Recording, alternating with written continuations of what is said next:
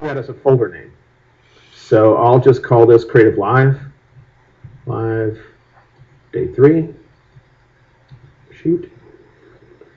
And I'll talk about this checkbox below it later on. Once we've already seen that this works in general, then we'll get a little fancier by turning that on. Then below that, it wants to know how should we name our files. Because if we don't want to use the generic name that our camera comes up with, we can choose here, just like we could when we were importing our pictures. You can choose Edit and get that semi-standard screen where you can choose what kind of naming if you want it to add a date or anything else. I'm going to leave it set to session name -sequence.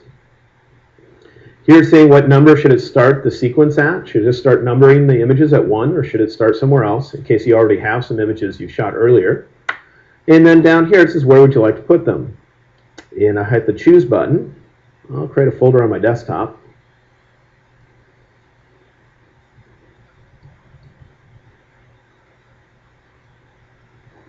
And hit choose.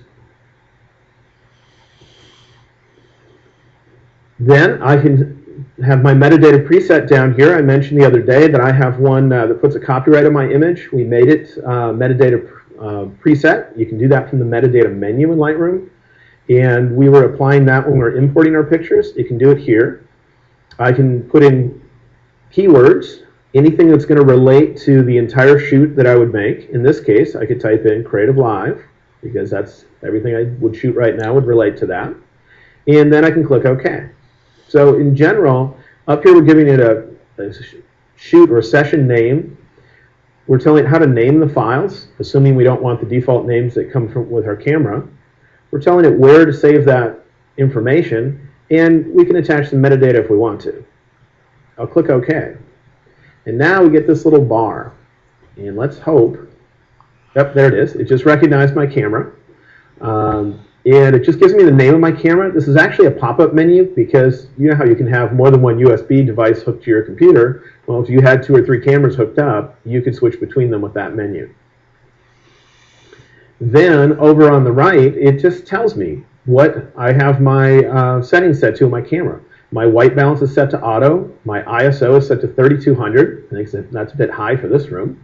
My f-stop, and so on.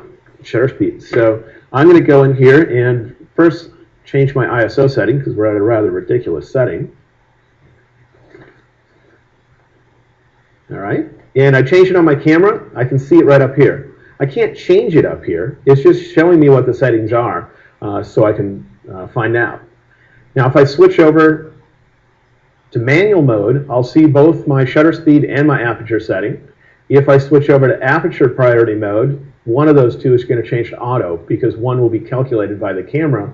The other I'm specifying with the dials on the camera. So in here now, on the right side, I can tell it if I want to automatically apply some develop settings. Let's say I know that I'm shooting this for a client. The client's going to be sitting right next to me, and that client wants me to shoot black and white pictures. Well, I can go over here and choose any existing Lightroom preset. So I could say I want a black and white look #1 if that's the preset. And therefore, when I import them, it'll automatically apply that. I might at first see a color picture, and then a few seconds later, however long it takes it to adjust it, it would be able to apply. For now, though, let's get rid of that. All right, so now I can take a picture in one of 2 ways. I can either press the shutter button on the camera, or this big round thing on the right side is a shutter button itself. So what's nice about this is you could have your camera sitting somewhere, let's say outside, pointed at the sky, and you could be inside, you know, in a warm room, hitting this button to take a picture. And so you can use either one. You just can't adjust your camera settings via this panel, so you'd have to make sure you have that set up already. So I'm going to pick up my camera. Autofocus is on. They don't know it, but I just took a picture. And right away, it shows that I've taken the picture, and it takes a little bit of time for it to transfer those images over here to the computer. And let's see if I can do it by using the button. Although it'll be weird for me to point the camera. But let's see here. I'm not going to touch the shutter. Smile, guys. And I did it with the button this